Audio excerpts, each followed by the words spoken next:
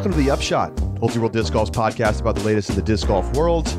I'm the editor, Charlie Eisenhood. Joining me is Josh Mansfield. It is Wednesday, May 31st. This is not typically a day we have the show come out, but we ended up doing just one show this week. So, apologies. I was away for the Ultimate Frisbee College Championships, and then we've got the Portland Open starting tomorrow. So we wanted to make sure we got the preview in. So we're just going to do one mega episode. How's that sound, Josh? I think it sounds perfect. All right. So lots to get to today because we had a silver event this weekend, the Cascade Challenge. And then we've got our first Elite Plus event of the year coming up, the Portland Open. So much to discuss. And so I guess we're also we got some really fun stuff in the 30-second rule a little bit, purse watch, all that. Let's begin with a discussion about this weekend's silver event, which felt very silver, I will say. A lot of big names not there, but very cool. Shelton Springs in Washington, beautiful course. Loved the Central Coast coverage over on YouTube. And your winners are Ricky Wysocki getting his first win of the year, and Kat Murch getting her second win of the year. And we were up in the woods of the Pacific Northwest. So, Josh, I think that, the big story for me coming out of this weekend is that Ricky really looks like he is starting to fire on all cylinders. And obviously it's been a super tough year for him, but hard to find flaws from what we saw this weekend. In fact, I just looked it up. This was his highest event rating at 1060 since going back all the way to 2021. So he was really locked in.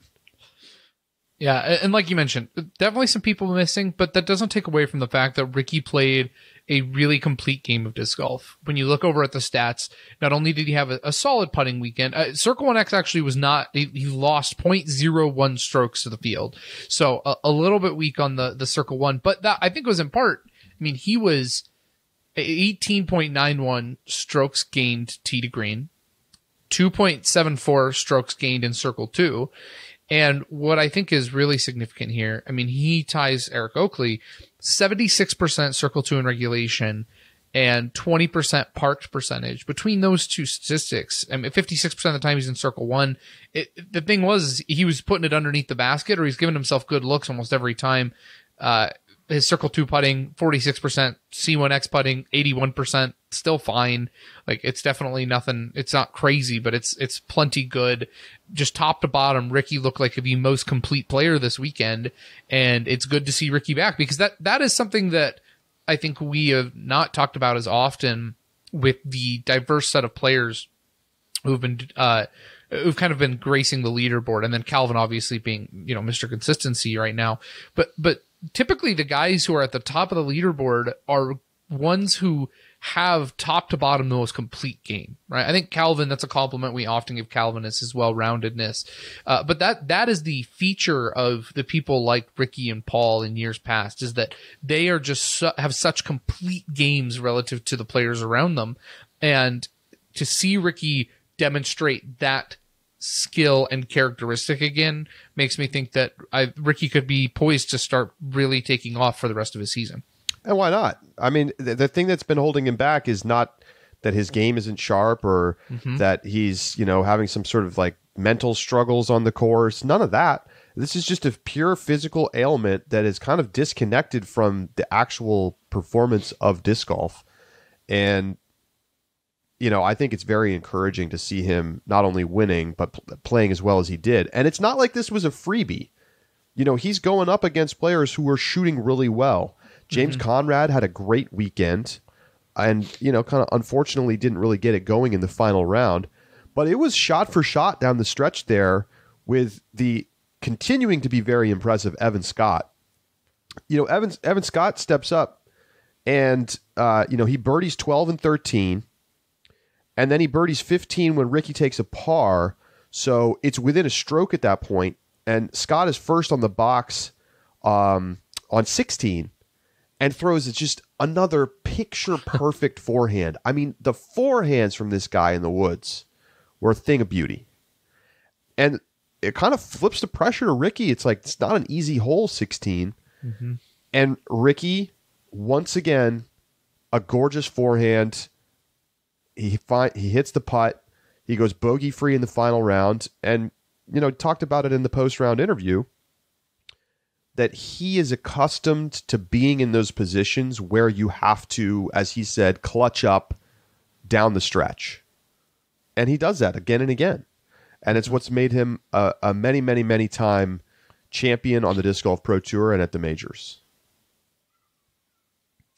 And I think that ability to birdie 16, 17, 18 in that clutch factor, like you talked about, none of those are gimmies, right? Those are all, they all are around 33%. It looks like 17 has a 36% birdie percentage, but 59% par. I mean, that is a hole that most of the field is parring, and it's less than a third of birdie percentage on 16 and 18 afterwards.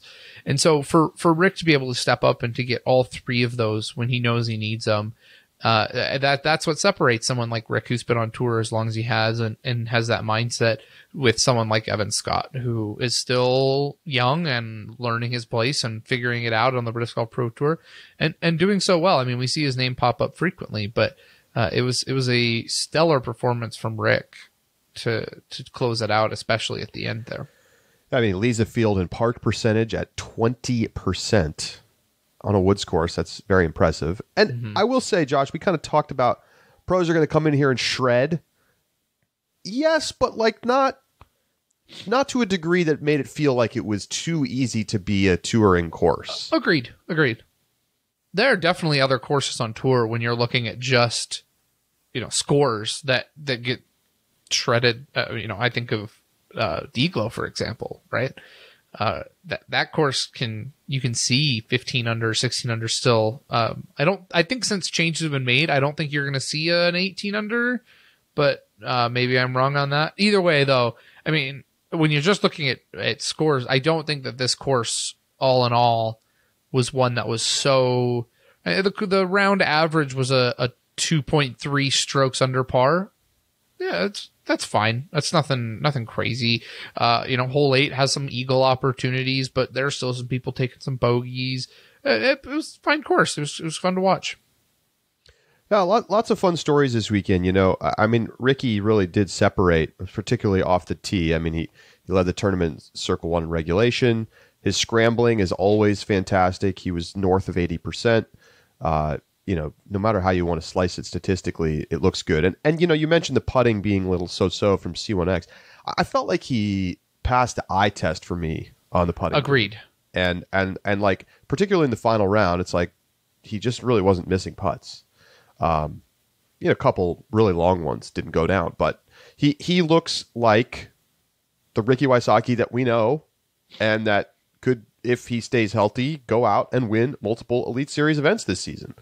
So I think it's, if you're a Rick fan, you got to be super, super inspired, not just because he won, but because of the way that he had to actually play against players who were playing very well and kind of overcome, and that like most of the facets of his game looked pretty good. Yeah. So, but Eric Oakley was shooting great this weekend. He's started to put together some nice rounds lately. Cool to see James Conrad back up there, and I have to say, Matt Bell. What is this, 2010 final round? I got to say, Evan Scott. I'm starting to be like, okay, like I need to pay attention to where this kid is on the leaderboards on a regular basis.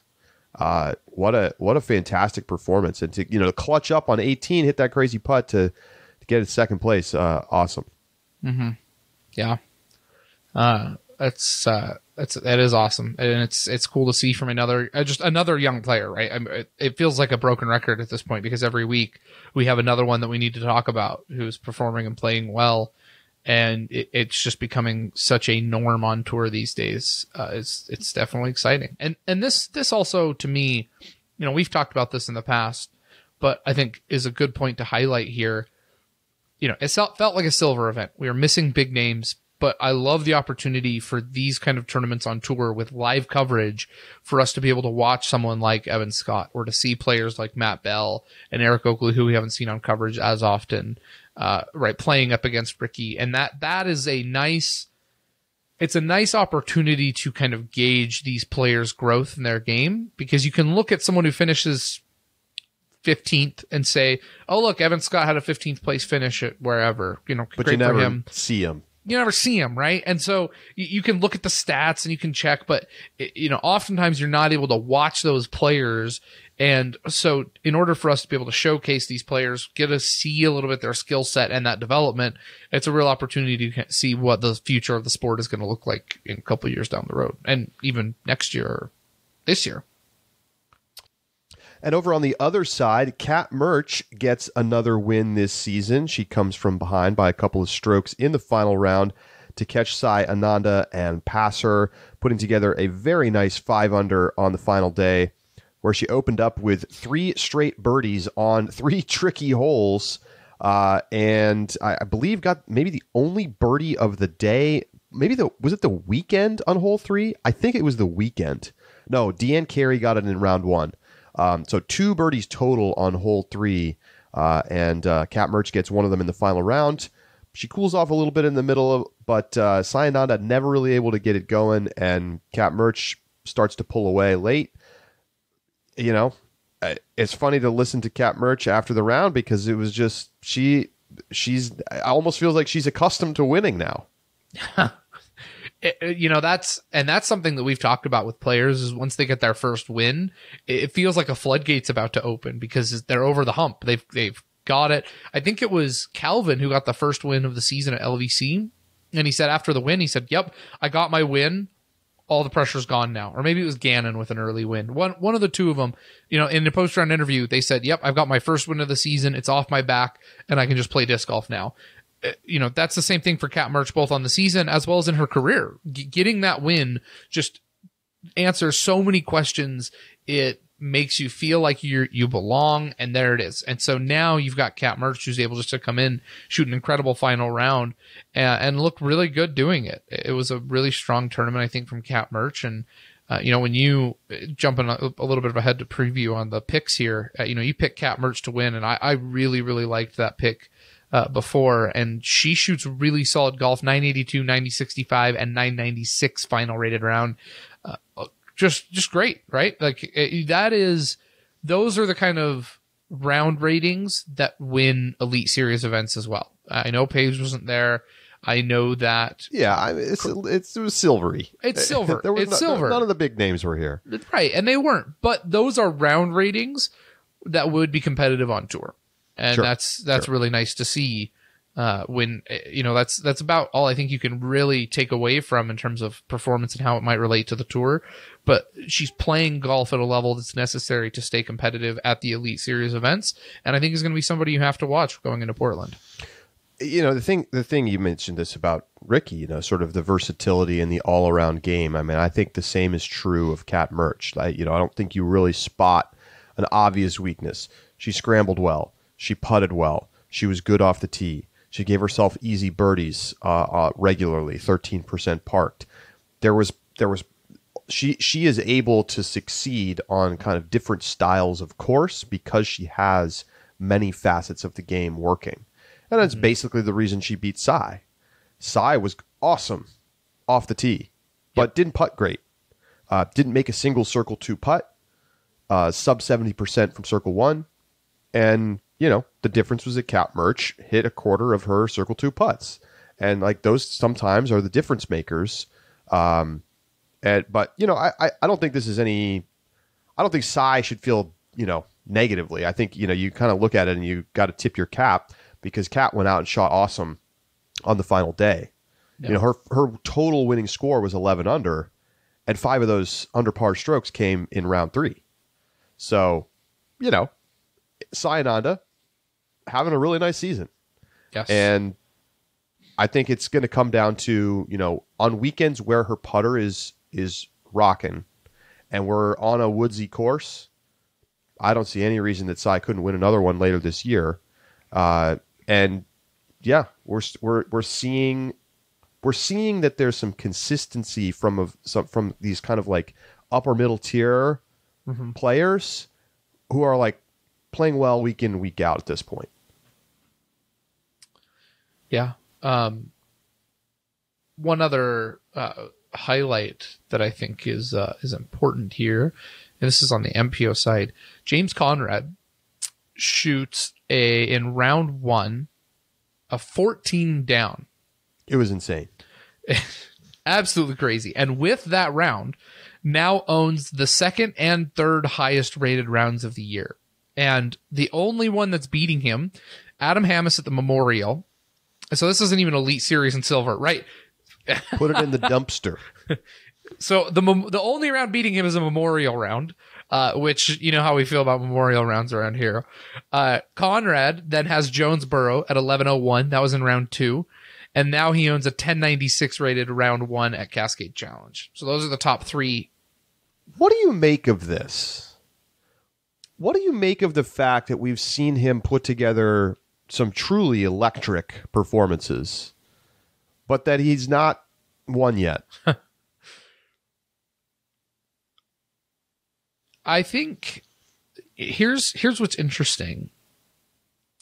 Because my answer really is like, I'm not 100% sure, because round 1, he shoots 14 down, no bogeys, right? Round 2, he has 11 birdies, but takes 3 bogeys and a double bogey on a course. I think if he doesn't take that double bogey on 18, I think he wins the tournament.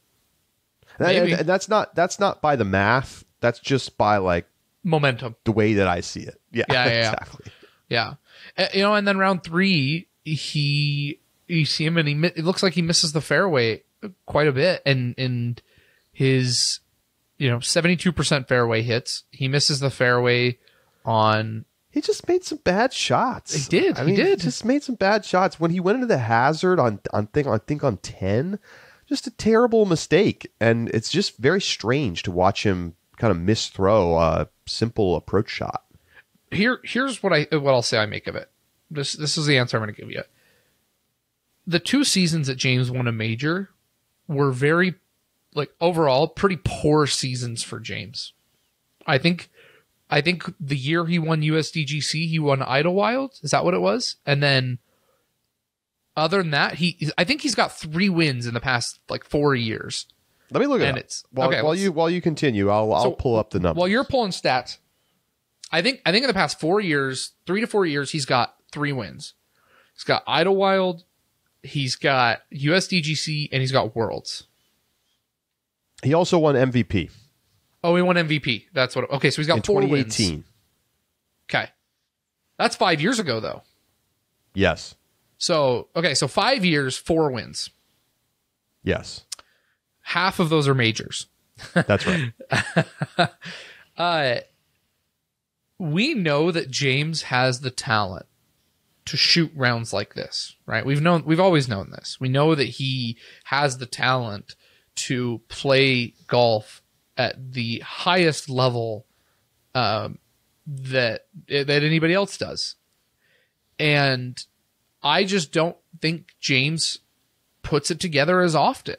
And when the moments are the biggest, right? MVP's a big win as well. So he's got 2 majors and a really important, and arguably the biggest tour event that's not a major. Right. Yes. I mean, there's a reason MVP is like the playoff tournament, the final stop of the Pro Tour before the championship.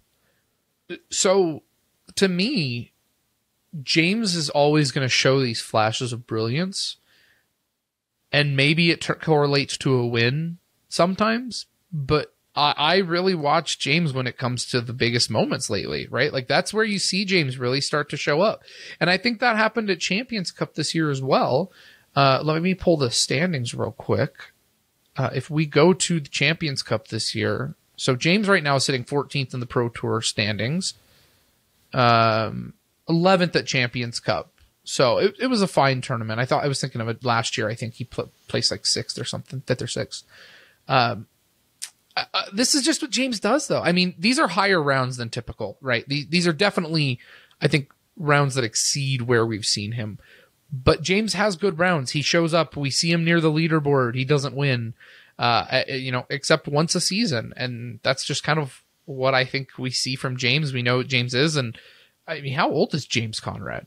I remember I saw a post from Yuli that was talking about how few players there are on tour that came in the same year he did, and James was on that list. He has a courses like this one where he can shred, and he rises to the biggest moments at times that are, that make James the player that he is today. But I'm not really expecting James to win week in and week out. Yeah, it's pretty interesting. Think about James Conrad's career overall. I mean, there's not so many players that have multiple major wins, and there's certainly not so many players who have both a USDGC and a World Championship to their name. That's a very short list. Yeah. And yet, I think among the players who are at the top of the sport who have a majors to their name, it does feel like he tends to be one of the least consistent in terms of like that top 5 level performance where you might win. But on the other hand, I also think that there's a little bit of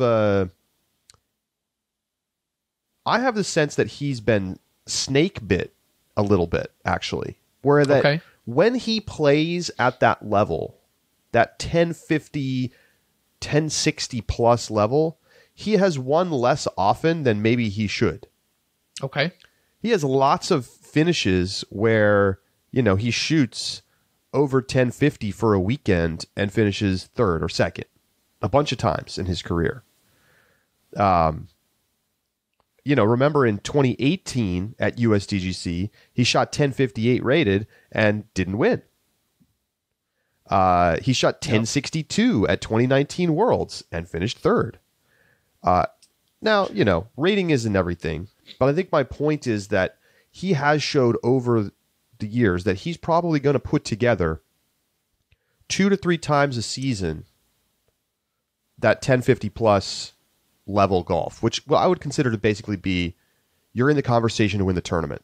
Yep. And, a guy like Ricky or Calvin or Paul is going to shoot that 8 times a season or something. I feel like James Conrad's kind of like floor is a little bit lower than some of the other players at the, in this top end conversation, but his ceiling is at the same spot. Right. Or close to it anyway. Maybe you wouldn't say that his ceiling is as high as a totally locked in Calvin or Paul, but it's not far off. Very interesting player. And the thing is, like, because he has the skill to go out there and put together these monster rounds, when we get to the major conversations, he's always in the discussion. He is. And it's unusual for a player who is not necessarily finishing all that high all the time. You look at his season so far, and it's not like he's, blowing everybody away or anything. I mean, he's got multiple finishes outside the top 50 so far this season. Right. But then he also has a bunch of top 10s. This is the future of disc golf, right? This is what disc golf is going to look like in the long run, where if you're slightly off on a weekend, you're going to finish 40th. And when you're locked in, you could win. Welcome to golf. Well, I mean, the other side to it, right, is like, you think about this in 10 years, like you're talking about, where, slightly off weekend, you finish outside of the top 40. James has a career that, compared to this era of disc golf, is good and odd, right? He's got the couple majors, but also like doesn't have the kind of consistent success that someone like Ricky or Paul has, or even Calvin.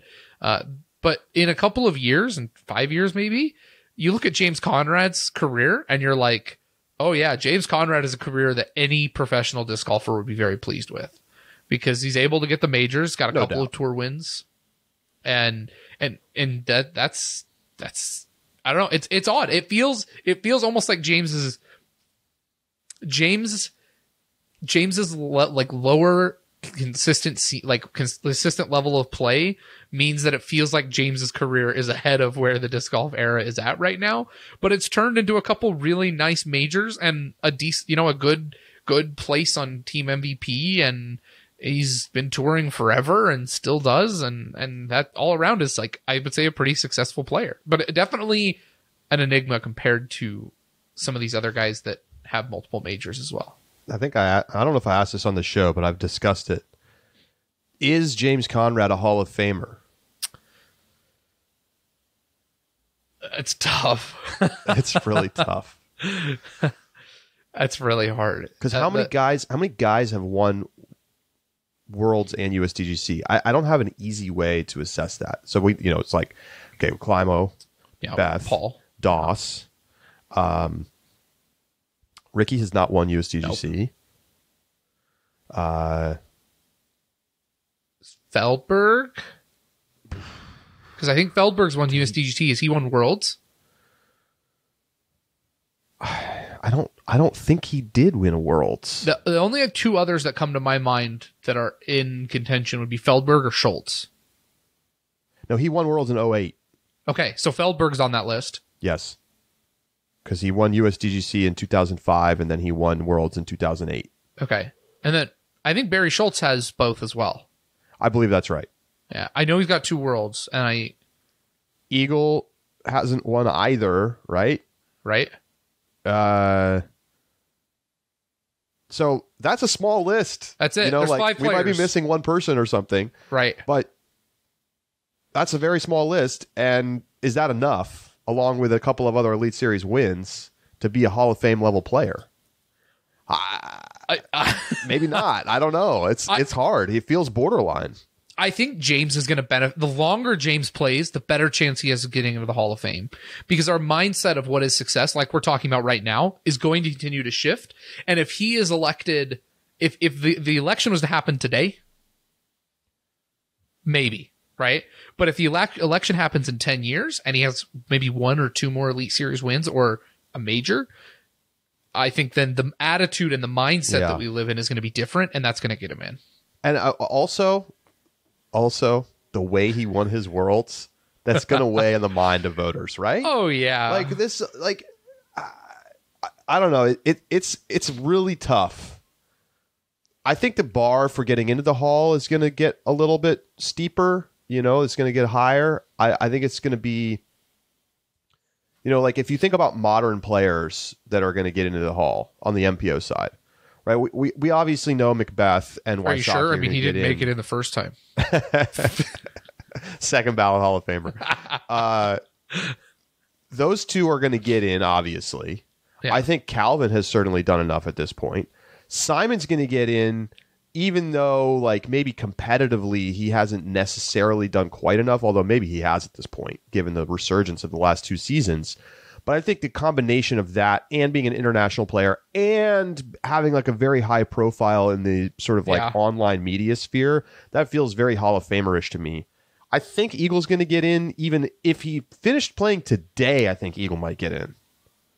If he never played again, I think he might get in. But then you get into the borderline guys. Like Calvin, he doesn't have a major, like I think Dickerson is probably in. Yeah, because he's got 2 majors, right? But like Calvin, if you had to choose Calvin or James today. James. Yeah? James, yeah. Wow. Yeah. I mean, look, Calvin's having a really good season this year, but his previous years have been about his consistency, right? He's got a couple wins, 1 to 2 wins. A bunch of wins, though, Josh. I mean, how many wins do you want him to have, I guess, would be my question. I mean, not having a major is definitely that's tough. But the guy has won 2, 4, 6, 8, 9 Elite Series events. No, sorry. I'd still pick James. Ooh, this is a good one. Okay, email us, folks. Upshot@ultiworld.com. James or Calvin for the Hall, if you could only choose one. Here's the thing. If Calvin, so what? Calvin's professional career really is like 5 years, 6 years? 6 years? Basically, he came onto the scene meaningfully. He won his first Elite Series in 2019. I'm trying to remember when I think When was Vermont Worlds? That's when I remember learning about Calvin Heimberg. He went out and he was like amazing round one. 17. That was 18. Was that 17? It's 18. It was 18. You're right. It's 18. 18. Yeah, you're so right. that's for me when I'm like, okay, Calvin Heimberg is a player that I know about. So 18, 5 years. If Calvin does if he plays and has the same 5-year end of career, then I think that's plenty to be a Hall of Famer. Sure. But, he's not even averaging 2 wins a season. What? No majors. If he wins one major, it's done. I agree. Yep. Fine by me. But I think until then, it's at least a question. Although I agree with you. I think if he continues to play at this level and win multiple Elite Series events most years, he's going to get in from a just longevity of excellence. Yep. On the other hand, right, he has more than twice as many tour wins as James Conrad. His question is, how much more important do you think getting a Worlds and a USDGC is?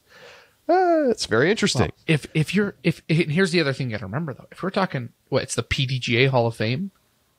In your book, it should be 5 times as valuable, right? Like, from a purely when you're thinking about the actor of like. For what it's worth, the Disc Golf Hall of Fame is a separate entity from the PDGA. Is it? Okay. Oh yeah. I thought it was a part of the PDGA. So they're obviously closely connected, but sure, they have their own thing. Majors, man, majors. That's it's all right. Well, we want your takes, folks. Upshot at oldtworld.com. We're going to take a break. When we come back, we've got a little 30-second rule action, and we are also going to preview the Portland Open. Don't go anywhere.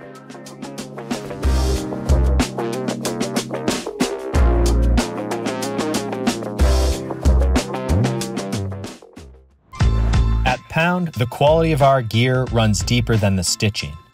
That's why we make everything right here in the U.S., employing highly skilled, well-paid professionals. From bomb-proof Cordura fabric to YKK zippers and recycled plastics, we source the highest quality U.S. materials to make the most comfortable, durable pack in disc golf. Our lifetime warranty stays with the pack, not the purchaser. So regardless of how you find us, we will be here to make sure your pack stays on the course and out of the landfill. Pound's integrity is held together with more than just thread.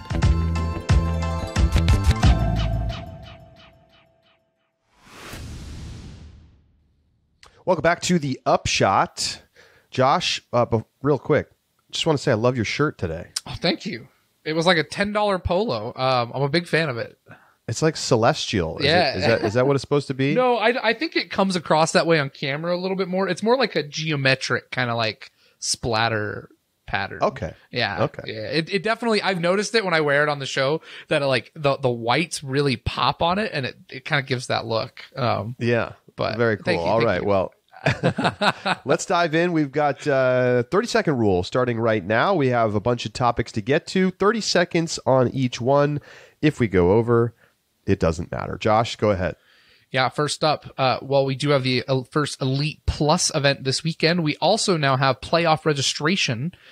Details are out. That is going to be for the final end of the season events. MVP and the D-Glow are going to be your 2 playoff events this year. Charlie, you've got the details a little bit more on what that looks like. Yeah, so the Pro Tour is got kind of the how that all is going to work up on their website. And, it's not necessarily all of that interesting, but worth noting that right now, if you want to play D-Glow, tour card holders are able to register as of now, and then they're going to open up eventually the top 96 spots in MPO and top 48 in FPO over the next couple of months. And then for the MVP Open, remember that one, you have to be top 72. So people who qualified for the 22 Tour Championship get an auto berth. They can register right now. And then eventually they'll open it up to the top 72 MPO, top 36 FPO. So you gotta get your move on if you're not that high on the leaderboard. That registration window opens starting August 21st. So they've also announced minimum added cash for the MVP Open will be $65,000. So big payout. Nice payout. Very cool. Next, European Open this year, you can spectate in comfort. VIP sauna slots are now up for sale. What is a sauna slot, you ask? Well, it is a half day. You and a party of 4 get to go, and with this you pay 300 euros, and you get for 4 people it's 300 euros. You get to watch it's on the 18th green in the you access the VIP area, which is next to the 18th green. Food, refreshments, a European Open collectible, access to the dedicated skybox, and parking next to the VIP area. You get a chance to meet the players, and of course, you get to enjoy watching disc golf while sitting in a premier sauna. This is amazing. Okay, like, first of all, what a reasonable ticket price. Yeah, it 4 is. people, Yeah, VIP access for, well, 300 euros. I'm not going to look it up. It's like $350 US. It's like less than $100 a person for VIP tickets, and you get to rock in the sauna. Which, if you're in Finland, even if it's the summertime, it's all about the sauna. This is the most Finnish thing I can even think of.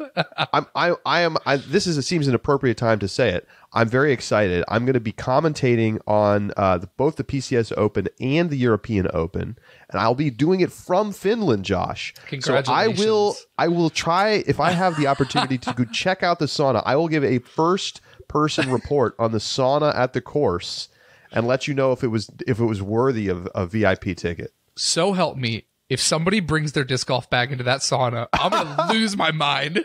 Well, I just want to sweat the discs a little bit. I want to get them a little more malleable before I hit the course. They're not hitting the course, Charlie. That's the point. But I might hit the course. I mean, you can't know if maybe I'm going to have to step up and throw some shots. Celebrity shot. Anyway, so that's very cool. That's going to be something. What a smart thing. Yeah, because it's cool, and it's like a way to get people to pay more. I love it. I do too. And it fits the tournament. It does. It absolutely does. What a very cool opportunity. Next up, Val Mondahano has made an Instagram post. She says that her ankle is healed and that she is going to be returning for DDO. So it seems like this one is for real.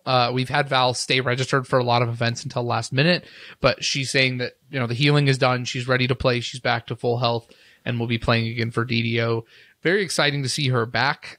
Those injuries they're nasty. And so I really hope that everything goes well. I hope that there's no re-injury. I know that's a big, can be a possibility, but for her to be back on tour, remember last year, she was killing it early season in the tour. And she won the Portland Open.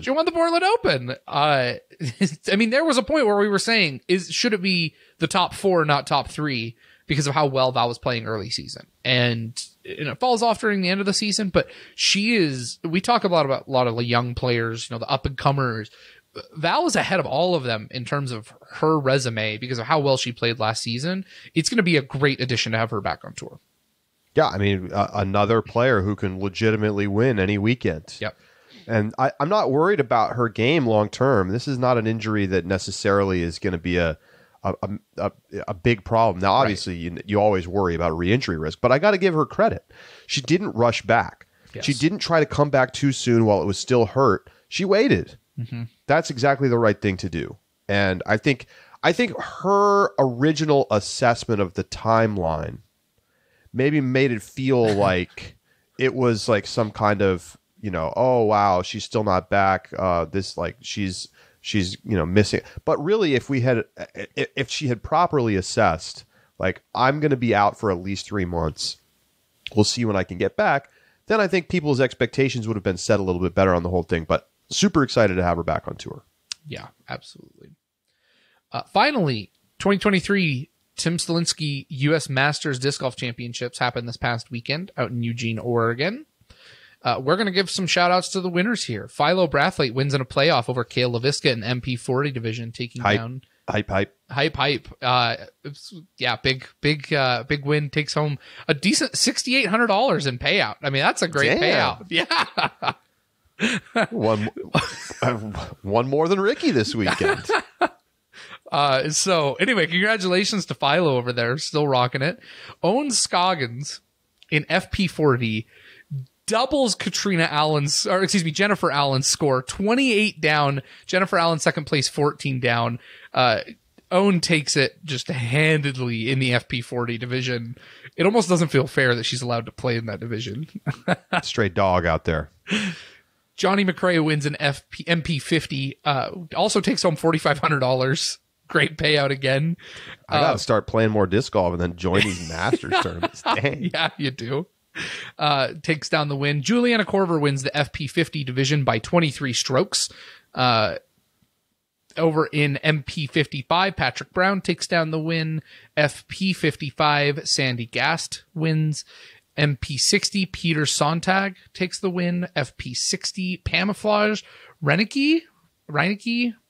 I'm sorry. She kills it. 18 over par. Second place was 45 over par. So just absolutely smokes the FP60 division. MP65, Mark Horn takes the win. MP75, Bruce Sisson takes the win. And MP80, Pete May wins. Pete May, what a boss. So dude. Cool. MP80. How much did he win? He took home $1,000. Let's go, Pete May. The lowest payout was $1,000. That was paid out in MP80, MP75, and I mean, FP60. how many players were in MP80? There can't have been more than like 5. Three, yeah. 3 players. Winner takes home $1,000. Second place takes home $550. I love that there's an MP80 division. That makes me so happy. It's so cool. So congratulations to all the winners on the professional side, getting a major over at the U.S. Masters Disc Golf Championship. Good stuff, Josh. All right, time to turn our attention to the Portland Open. So, first things first, let's talk about some brass tacks. This is the first Elite Plus event of the season. So remember, these events are set aside in their own category in the point standings, and they're worth 50% more than a regular Elite Series event. Mm-hmm. So you can win 150 points if you win. That's the same as if you win a major. Now, we discussed this long ago when the schedule first came out, that this whole thing was a little bit strange. But basically, at the end of the day, these events are important, bigger payouts, more points, and you can't drop them from your points standings, right? So it's, top 8 of 12 elite events or whatever. Mm-hmm. You can drop your bottom 4, but these ones stand on their own. Or it's maybe 2 out of 3. Or 3 out of 4. Because like that. Aren't they paired with like playoffs? It's weird. But I mean, the exact details don't matter, but it is important. And this is part of the discussion with Macbeth skipping this tournament for Europe, where it's like, okay, like he's giving up on points. Whether or not that actually matters in the grand scheme of things, maybe not. But he will not be picking up any points this weekend at the Portland Open. So that's how it works. And we do have some early details on the payout. This is the draft. Maybe things will change moving forward, but got this directly from the Pro Tour. $110,000 on the line this weekend for the payout at the Portland Open. That'll be the most this season at a non-major. Yeah, but not by much. Like OTB pulled in 100,000. Don't get me wrong. Anything over 100,000 is a substantial payout. But Des Moines Challenge is a 3-day event on a single course that hit the 100K mark last year. And Portland Open is this Elite Plus event, 4 rounds. Like, it's good. It's good. But you were expecting more. I was expecting more. I really was. Yeah. When we're looking, I'm pulling up our purse watch document, last year. Ledgestone hit 125 essentially. Des Moines was over 100,000, was $100,500. GMC over 100,000, MVP Open. Those last ones are all included this year. In the playoff, or playoff worlds, there's something designation that's bigger. But I don't know. I've OTB, and I know OTB has the sweet deal with MVP and was selling the discs, right? And that definitely helps the payout. I wish at the beginning of the season, the Pro Tour would have come out and said, to be an Elite Plus event, you have to be a 4-round tournament. You have to be done on 2 courses. You have to have a cut after day 3, and you have to have a payout of this much. And just been very explicit about what those terms were. I think, I will be honest, I was expecting Portland to come in around 125 as an Elite event. The Ledgestone mark. If it's gonna, if we're gonna say increased payouts, that was where I was thinking, but 110 is still a very strong payout. Well, I mean, let's look back at last year's purse watch. Portland Open last year was 85,000, so it's a pretty big jump. And that's assuming that it stays at 110. Who knows? It could end up being higher when the final accounting is published. Sure. There were not very many events that got past 110 last year. Ledgestone was at 125. Yep. And otherwise, everything was around, later tournaments started to hit that 100K mark, but right over that, just barely over. Yeah. I hear what you're saying, Josh, but 110,000 is still 10% more than 100,000. That's true. I don't know. True. I don't know. I guess it wasn't really made clear what bigger payouts meant. That's true. But it is a bigger payout. It is. It is. And you're right when you look at the comparison of 85,000 to 110,000 is a substantial jump. That's $25,000 more. Yeah. I think the hard part is when you see the 100,000 mark, the next number that sticks in your head is 125, true. Right? That's fair. And so, you see Worlds, for example, was we hit 200,000, and that was the next benchmark, and round number right bias. So 110 is nice, but in my head I'm no, I want the 125. Well, you just mentioned this in passing, but also important to note. It is a 4-round tournament. Yep. We'll play on 2 courses, Glendoveer East and Glendoveer West, both of which are basically fully redesigned from the ground up, and going to be fantastic. There's no question. I mean, watching some of the early practice round coverage over on YouTube looks awesome. Yeah. We'll get to the course in a second, but I will note that there is a cut after round 3. So the top 40% in MPO and top 50% in FPO will advance to play in the final round. And so basically they cut it at the cash line after 3 rounds. It does. So last year we played Glendoveer East. Yeah. Last year we played Glendoveer East, and there have been some modifications to it, but all in all, they've kept a lot of the key elements of the course pretty much the same. Last year it was a par 66, 11,260 feet. Over in this year, it is still a par 66, 11,245 feet. So, 15 feet difference overall, though, going to play pretty similar. So if you're going back to kind of look for a little bit of details on last year's tournament, you're going to see a lot of similarities from last year's tournament to round 3 and round 4 this year. So that will be the finishing course for both the MPO and FPO divisions. They'll be playing Glendoveer West, which is the completely redesigned. I don't think we've ever seen anything that resembles this course on West in previous Portland Open years. Now, remember, we're going to see the big fir trees of the Pacific Northwest. It's laid out on a golf course, but not in a way that feels like a golf course, I would say. And here, I think, Josh, is the most interesting note. This, between the 2 courses, now I will say I only looked at the MPO side, but I'm sure it's very similar, if not identical, on the FPO side. There are 38 mandatories across the 2 courses. There's 20 on West, and there's 18 on East. Some of those are double mandos. There's a couple holes with double mandos. And there are just a lot of holes that have a single mando, not even necessarily off the tee, sometimes way out by the green to force an approach shot on a particular side. So it's funny that this is happening right after we saw Simon's Insta post where he's like, we need more mandos to force us to throw certain shots. And Portland Open was like, we got you. That's It's so many Mandos. It's going to be, I hope that they're really well marked. I remember they were last year, but I hope that they're clear on coverage, because it really is designed to force certain lines and require you to stay and play as part of certain fairways. But I mean, I just glanced over last year's caddy book, and there weren't as many as there are this year, but there were a good number. And man, it was such a good course last year. I am so excited for this tournament.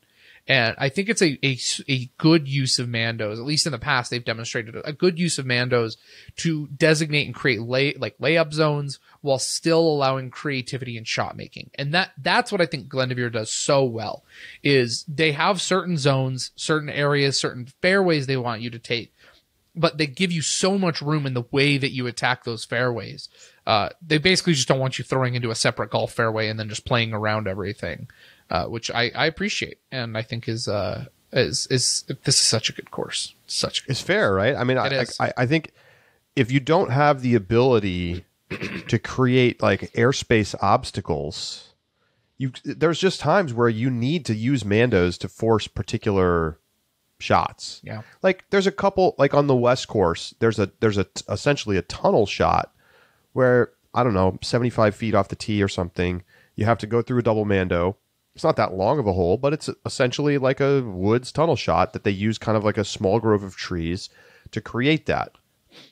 I can't argue with that. You know, You wouldn't be able to, if you didn't have Mandos in that hole, everyone would just throw hyzer around the trees. It would be totally boring.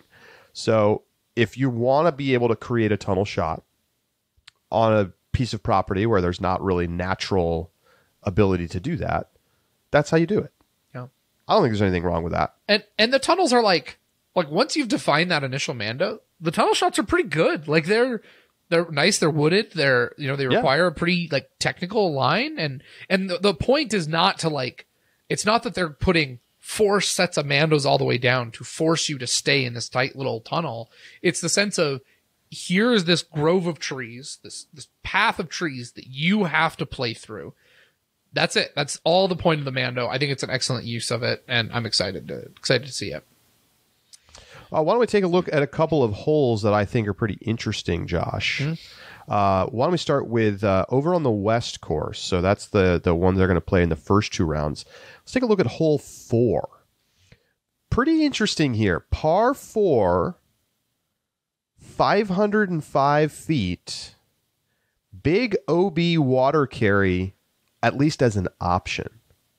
So 505 feet, pretty short for a par 4.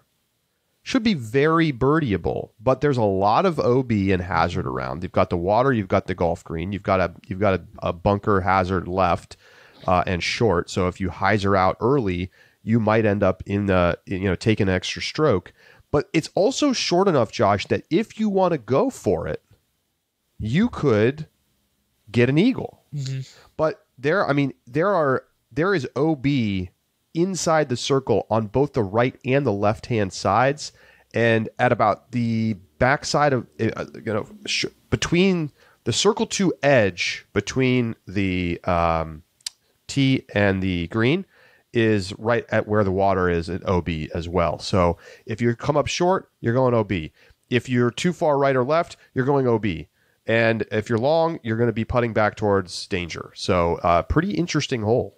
The one other thing to note, the drop zone is not a friendly drop zone, at least from appearance of the caddy book. It's actually back on the edge of the close side of the water to the tee, a little bit off in the grove of trees, but it's still probably 200 and some odd feet. Yeah, it looks like into a dangerous substantial green shot. Yeah, so if you go for it, it's not like you can just go for it and say, "Oh, yep, I'm on the OB green." Yeah. Take it back. Now I'm putting from circle 2 for birdie. Right. Like that. Right. Right. So it is definitely a good risk reward. I wish it could have been a little bit later on the course, but I like it a lot. What do you want to talk about, Josh? Yeah, I want to talk about whole. I'm going to jump to it. We can always come back from a different one, but I really want to highlight the draft hole is back. This is hole 18. On the East course. This will be the final day, hole 18, days 3 and 4. But for, I think, the important part, it's the final day. This is the one that has the large body that's kind of goes into the giraffe's neck, which is spotted with a couple different trees. And then you kind of choose your flex line. If you're going for the green, you choose your flex line. Around which tree do you really want to attack? The Mando is at the first one that requires you to stay on the left side, so you can't just go hyzer and play a layup followed by a hyzer. It is a par 5,000 feet for the MPO side. 700 and... Hold on. Let me check the FPO side real fast. 775. Okay, I was right. It's a really good hole 18, in my opinion. Not only does it allow and create some really... I think intriguing shots. It had drama last year with Simon and Double G throwing OB on his second shot there that kind of closed the tournament out for Simon. But as additionally, if you just look at the way it breaks down, last year it played half a stroke over par for the MPO side, 11% birdied it, 39% parred it, 41% bogeyed it, and then the rest were double bogeys or worse. FPO side, it's a little bit hard. I would like it to maybe be a touch shorter, would probably fix it. Only 5% birdies last year on the FPO side, 36% par. With the cut, I wonder how many birdies that was. Let me take a quick look and I will let you know how many birdies we saw over on the FPO side, because I don't think FPO round 4, 1 birdie. Yeah. So Paige Pierce was the only one to birdie. From there, it was 8 pars. And then the rest were bogeys, double bogeys, or triple bogeys. But that's only like 15 people. So I would like it to be a touch softer. It's not going to be. But it also is a good hole that can reward distance, and there's going to be drama on. Really, it's between a par and a bogey that you're going to be looking at for FPO. But both on hole 18, this is going to be one to watch if it's anywhere close.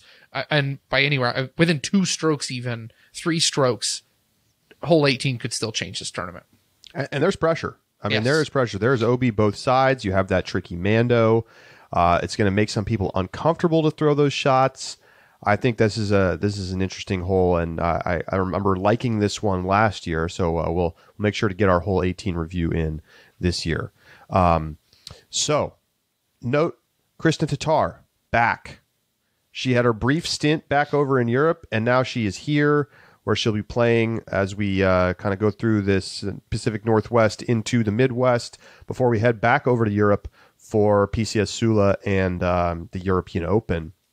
So pretty stacked field here this weekend with all the big names except Macbeth, more or less. Yep. And notably, no Val Mondahano, who won this tournament last year. Right. Simon won it on the MPO side. Yes. It's a great event. It's a great event. So we should probably get to our picks then. Yeah, Charlie? Let's do it. So I will get us started with our FPO side picks. I did pick up 5 points at the Cascade Challenge by picking Cap Merch. That's a good pick. Yeah, it was nice. I in my mind, I also had Ricky, but I definitely didn't have Ricky. I took Isaac Robbins. So FPO, I'm going to go with, in the 3 spot, Own Scoggins. She's coming off the dominant win at U.S. Masters. She played great here last year. Week in, week out, she's on the podium. I mean, she's been almost as consistent, if not more so, on the podium than Kristen Tatar. She doesn't win as much, obviously, but absolute rock on getting onto that top 3 spot. With Kristen Tatar back, it's a big decision. Do you take her to win or not? I'm not. I've got Kristen Tatar in second. And, what's the justification here? Nothing in particular. Like, sure. I could say, oh, she's traveling, blah, blah, blah.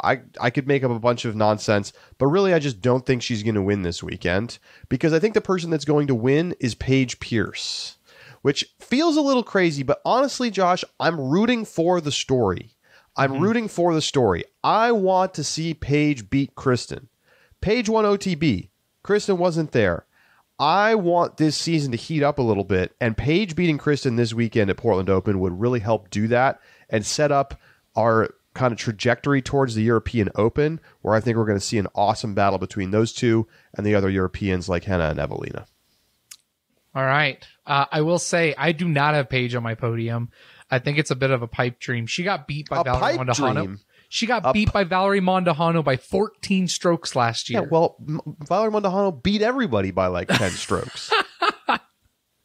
Just smoked Paige last year. Val played insane last year. She did. Credit to her, but that doesn't tell me anything about what's going to happen this year. That's true. But I think I've got some other players, so I'm going to put in here. Number 3 spot, Ella Hansen. Ella did not play as well here last year, but has had success in previous years. We know this is a course that she likes, and it's one that we really started to notice Ella several years ago as being a legitimate threat to win after being on tour for the first bit of time. So I really like Ella Hansen here. I think this course sets up well for her, and she's been incredibly good this season. She's 4th overall in the Pro Tour standings. She's got a handful of podiums, one podium and a handful of top 5s. So I really think this could be her week. Last OTB Open was 4th place finish, where I also picked her for the podium. I really think she can do it this week. But in my 2 spot, close but no cigar, Josh. Close but no cigar. This week though, in 2nd place, I've got Owen Scoggins. At this point, it feels like if you're not putting Owen on the podium, you're giving away points. She took 2nd at OTB. She took 2nd here last year. Man, Owen is so cool. It's just, I want to keep her on my podium because every time that we do, she seems to give us points. So I've also got Owen on there, but that means I give my one Kristen Tatar. I hear you. I like the story and I like the idea of Paige beating Kristen here in a head-to-head, especially in something that's down the stretch. But man, before Kristen left for Europe, 2nd at Texas State's, 1st at Music City, 1st at Blue Ridge, 1st at Champions Cup, and then a 6th at Jonesboro, right, where she cooled off a little bit.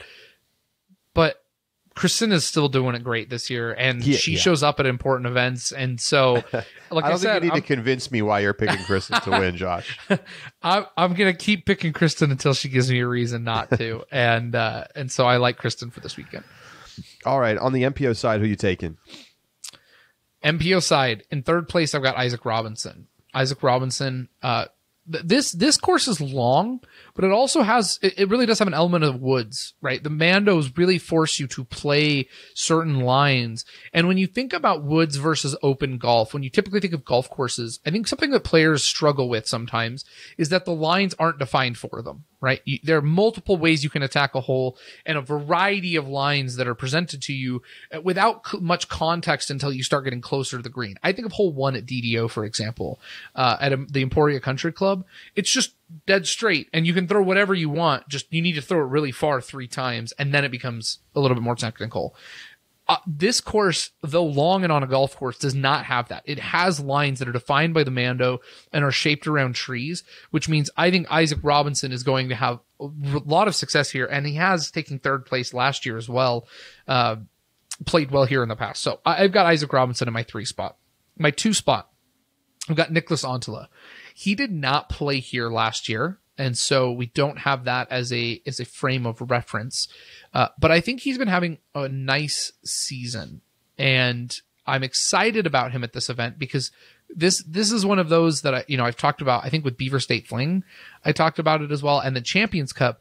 There are some courses that you just see that feel like European golf, right? The big trees. And this is one, I think it's a little longer than what he typically would play, but he's had some really strong finishes this season. And I think this is a course that he can really, really excel on. And I'm excited to see him play here. In my 1 spot though, I've got Gannon Buhr. Gannon Buhr took 4th last year, has played well here in the past.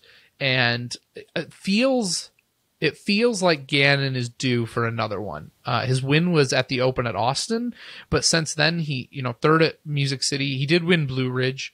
He's got a 2nd at OTB, a 4th at Beaver State, a 7th at Champions Cup. Lots of good finishes, and I just feel like this really could be his weekend. So Gannon takes my number 1 spot for the weekend. Well, Josh, I was going to take Gannon, but I can't match you here. As soon as I saw you put Gannon in the sheet, I was like, damn it, man. So I'm just going to go in another direction. I definitely think Gannon's got a good shot this weekend. But in my 3 spot, I'm taking Aaron Gossage. Played well at OTB. Played pretty well here last year at Portland Open. this is kind of when we saw the things starting to get rolling for Gossage last year. So I'm going to put him in my 3 spot. In the number 2 spot, I've got Garrett Gurthie. So Double G finished second here last year, just a stroke behind Simon Lizotte. Yep. And he was top 10 at OTB Open.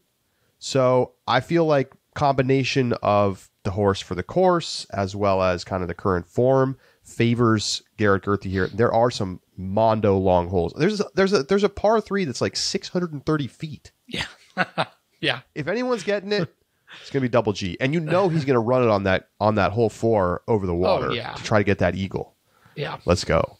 Remember that shot he threw last year at Portland Open? The like monster Annie that like flexed down, got past the trees and went like 650 feet. Man, that's one of my favorite shots from last year. In the 1 spot, I feel like people are going to be overlooking this person because he did not play last year at the Portland Open. Eagle McMahon is who I am taking to take it down this weekend. It's really funny because I pick Gannon and you don't put him on your podium. I was like, man, maybe I should pick Eagle to win it. And then I just don't put him on my podium. I love the Eagle pick. So I'm taking Eagle. Did he won here? He won 2 years ago. Yes. Yeah.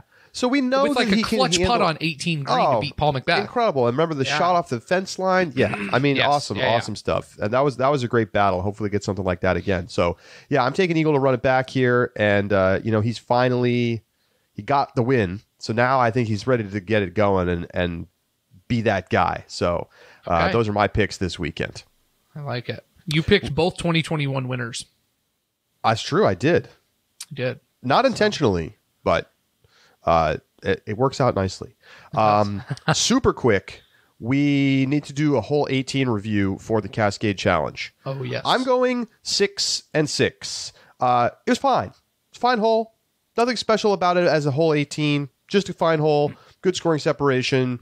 Nice little, right to left through the woods, but nothing that really stands out beyond other holes on this course. I also give it a 6 on the MPO side, but I give it a 4 on the FPO side. It was too long. I don't even think length was even necessarily the problem. It was the second most difficult hole on the course. It only had 1 birdie in the final round. And I think it really suffered from the fact that they just pulled the tee pad up, but didn't address the fact that I think that the second shot was too long for FPO players.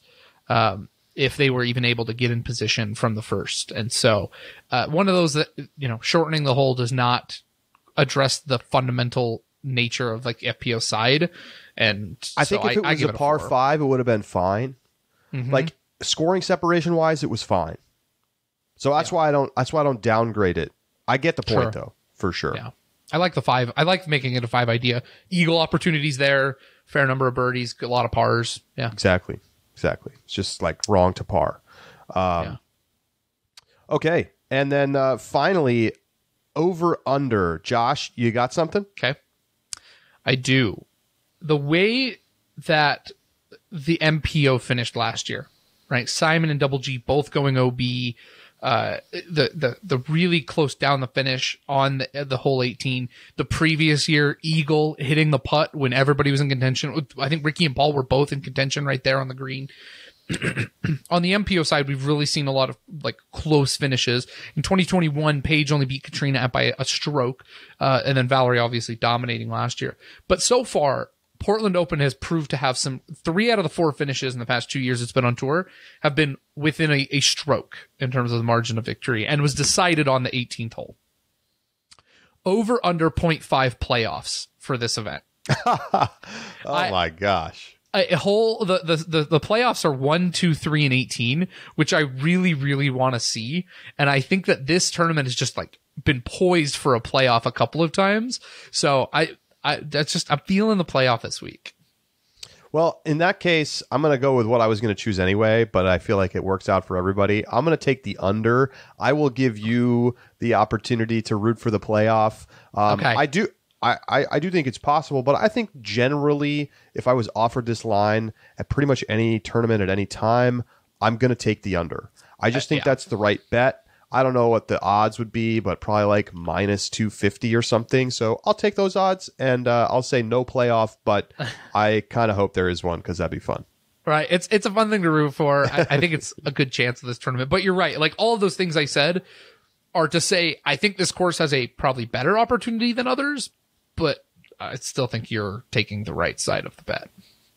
All right, so that is going to do it for our show this week. Sorry we're not getting in a second episode. However, Ulti-World Disc Golf subscribers can look forward to an Inside the Circle edition where we're going to be taking some mailbag from subscribers and listeners. We're going to talk a little bit about the Cascade Challenge spectating experience and get into a few other topics as well that we haven't had a chance to cover on the show the last couple of weeks. So that should be a lot of fun. And then we've also got our Rapid Reacts on Sunday night after the final round of the Portland Open coming up as well. So lots of additional content and shows if you are a subscriber, which is less than $4 a month, over at discgolf.ultiworld.com/subscribe.